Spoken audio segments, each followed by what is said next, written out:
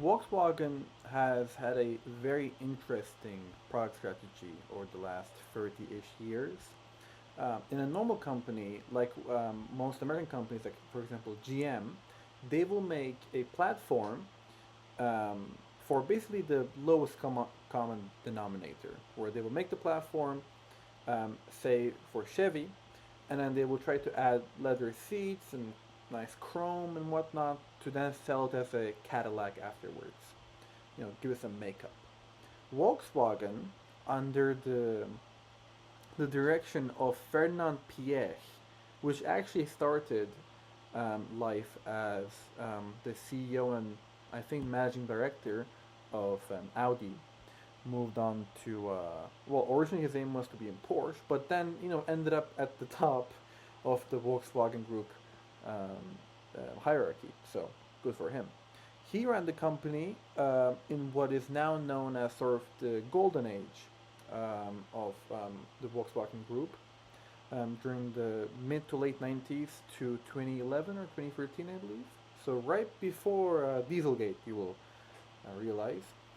So for those of you who are uninitiated, the Volkswagen Group owns basically all of the European companies here in Europe. They own a lot of normal, regular, everyday brands like, well, Volkswagen themselves, Skoda, Seat.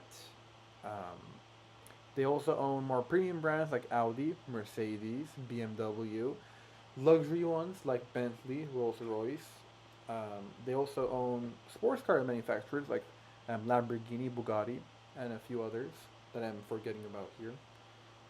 The point is they own mostly everything. I mean, they are a hidden monopoly. I don't know why no one has convicted them of such a thing, but I guess they just hold too much political power.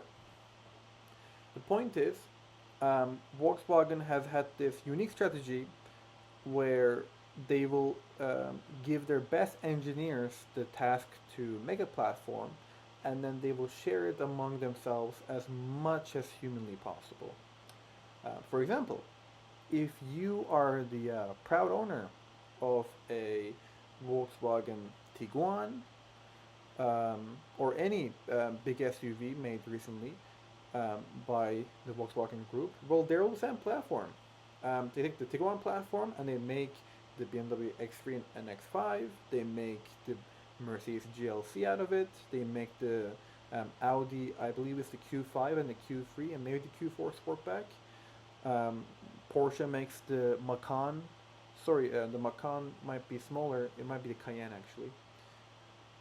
So you get the idea. They share a lot. They share as much as possible. Um, and the problem that they have is that they really controlled the European car market for a good couple years. Not control. You still had the French independent brands like Citroën, Renault, Peugeot, um, Opel, Vauxhall. But again, they're also under a different group. They're all owned by the same group as well. So essentially, the European car market for the past 15, 20 years has been basically the Volkswagen Group, the Stellantis or Fiat Chrysler group, and then Ferrari as the independent, and Lotus, and well, they're both by the Chinese now, but that's besides the point. The reason Volkswagen is destined for failure is because I'm not going to talk about the cars here. The cars I think have de- definitely gone down in quality. Their bread and butter car, which is the Golf, has actually become worse over the past decade or so. People attribute the Mark 6 or 7 Golf as like the peak of like um, normal economy car innovation. Then came Dieselgate, and they had to pay a lot of fines for lying about their emission figures. And steadily, the cost cutting. That's basically what happened. They already owned the vast majority of the European car markets. They tried to expand into the US. The cheap economy brands in the US didn't do particularly well, but the luxury ones do. Porsche, Mercedes, they sell like hotcakes over there. and they had a decent enough hold in China as well until recently. And that was a jolly old time for them. They were printing money, but what do you do when you have no more worlds to conquer? Well, you look for, if you don't have more physical customers to sell to, then you try to make money, more money out of your existing customers, and that's what happened. They tried to find every little corner to cut. A small oil pass valve that should have been made from metal but is made out of plastic. An intake valve that also should have been made out of metal but is made of plastic. The protective underboards and the sealants are just a little thinner. The screens a little plasticky. The buttons slowly disappeared. The interior trim, the tolerances became more and more lenient every year. So much so that even the one of the star childs, the star children in quality, Mercedes Benz, had to do several recalls over the past 5 to 6 years on pretty substantial mistakes on their end for interior trim and other suspension componentry and whatnot. And so that's the issue. They flew too close to the sun. This is all my personal, okay. This is all my personal opinion. These are all subjective, okay. You can go do your research in your own time. So don't sue me, Volkswagen. But I'm just putting the facts out there. Um, Quality has been dropping. If you look at um, reliability um, metrics, you will see that the German brands are just going down a couple tiers every single time around. And well, what happened? The second big factor is China.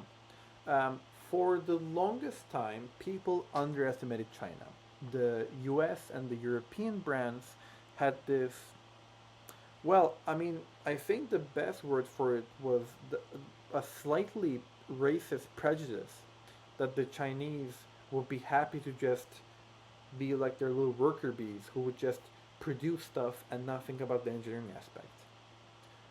Companies like Apple, for example, basically helped China become the chip manufacturing giant that it is. And not them alone, of course, but you can find articles about explain, and there's even a book on how much Apple helped China's tech innovation. Their thinking was, well, we're Volkswagen, we do the engineering over here, and we produce some cars in Europe, but the other cheaper components, we'll make them all the way in China, and they're not gonna they're not gonna bother trying to do the engineering. They know that we're the best, and that's auto. Well, it doesn't work like that anymore. Um, China is smart. Chinese people are way smarter than what the colonist countries think that they are. And well, guess what? They also do the engineering side of things now, and they rapidly expanded in their own market. Back in the day, not when I say back in the day, I mean like 5 years ago, around COVID era, you would see brands like Volkswagen make like tailor-made vehicles for the Chinese market. In China, from what I understand, cars are more strictly taxed based on their market segment rather than things like engine size and whatnot. So what you would have is, for example, they would take the mid-tier Audi A4, which will be taxed in the middle bracket, and then make it longer, called the A4L, and then sell it to be basically an A8, but for a lot less tax and a couple less features here and there. So that was the strategy. What happened? Well, China makes these cars now. Um, they can sell you a fully equipped electric crossover with enough screens to fill a football stadium, a 90 kilowatt hour battery, two engines, 600 to 500 horsepower, five seats, all the tech and the gizmos you want for under 20,000 USD in their own markets. Obviously, people criticize the Chinese strategy in automotive manufacturing, saying that is, oh, they're not going to be able to do this long term. They're heavily subsidized. As soon as China runs out of money to burn, then they're not going to be able to survive. And that may be true in some regards, but let me remind you all right now, 2007, when the US economy crashed because of the housing crisis debacle, what did Ford and GM do? Were they okay?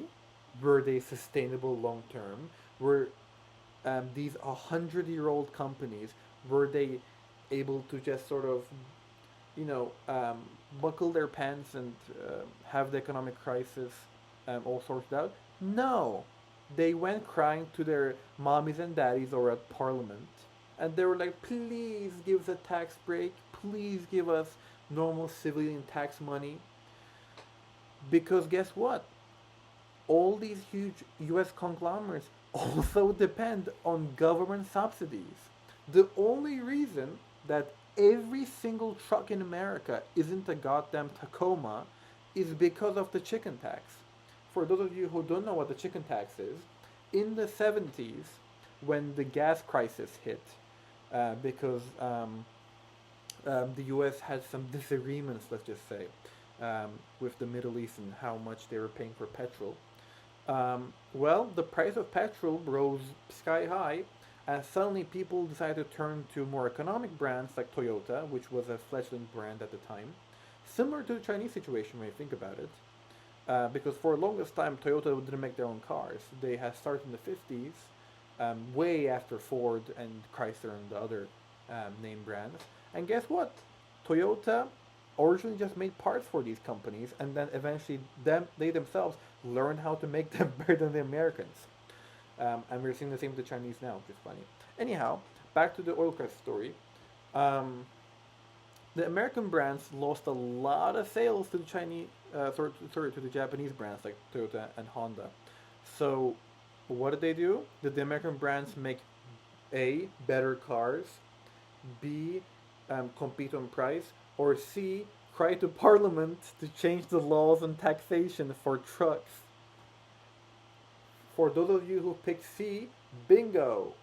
That's what they did. The American brands decided to have an arbitrary tax of 30% tax on all imported trucks that weren't at least substantially made within US borders. And I think Mexico and Canada is also included, but I'm not quite sure. The point is, if it wasn't for the American brands lobbying and getting these arbitrary benefits with taxpayer money, mind you, so if you're living in the US, your taxes help Ford and GM lobby Congress to make all these arbitrary decisions on taxation. So yeah, your tax money helped save Ford and GM when they were a sinking ship after the economic crisis hit in 2007. And that's basically the issue. I've realized I've called the US Congress a parliament a couple of times, but just disregard that. That's the issue. The US brands are probably no less afloat thanks to government subsidies than the Chinese are. Granted, the Chinese are in a current rapid expansion, but that's what the American brands did for a long time too. There were a lot of smaller American brands that popped up thanks to government subsidies between the 50s and the 80s-ish, during the Malaise era. There were, well, let's count them. Pontiac, Eagle, Mercury, Hudson, let's see, Oldsmobile, who else? Well, I can't think of any other right now on top of my head. I'm not an American car person. But these were 5 brands who were respective. Oh, AMC, almost forgot about them. And I think that might be it for now. These were 6 reputable American brands who disappeared because the government subsidy just sort of ran out, and they were either bought out by the big three or just sort of died on their own. So, where does it leave us? How does this all tie back to Volkswagen? Well, Volkswagen managed to defeat the American premium brands like, um, you know, I guess Cadillac, although they haven't been luxury in a long time, let's be honest. Cadillac, Lincoln, all those. They managed to defeat them in their home turf with sales thanks to brand image and build quality and performance numbers. Um, Up until the mid 80s, the top selling premium cars in the US were all still, Cadillacs and Lincolns. But then when the Mercedes S classes and the BMW 7 Series of the world came to the stage, well, American buyers chose the sexier, more aerodynamic, more technologically advanced, and decently priced German alternatives. But they forgot where they came from. The German brands forgot what made them special in the first place. They honestly lost track of who they are and decided to just aim for cost cutting.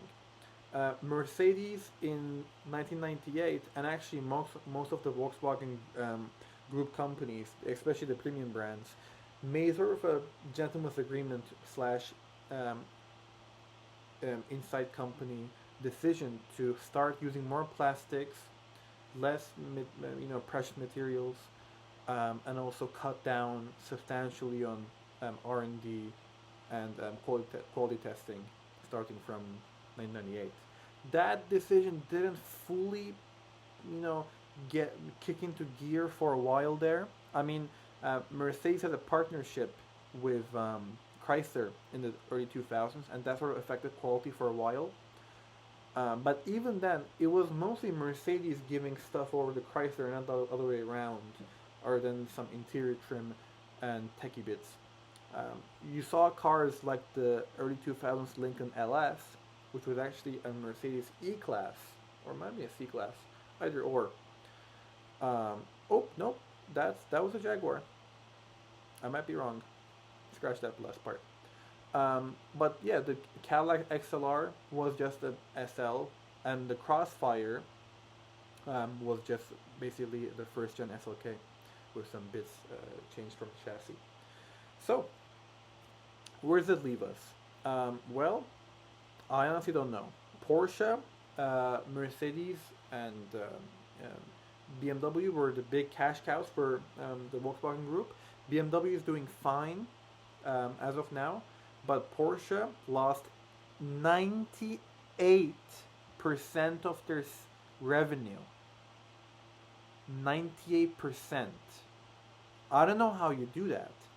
There's a very easy explanation because they made the Macan and the Cayenne their top selling cars, electric only, and they're ugly.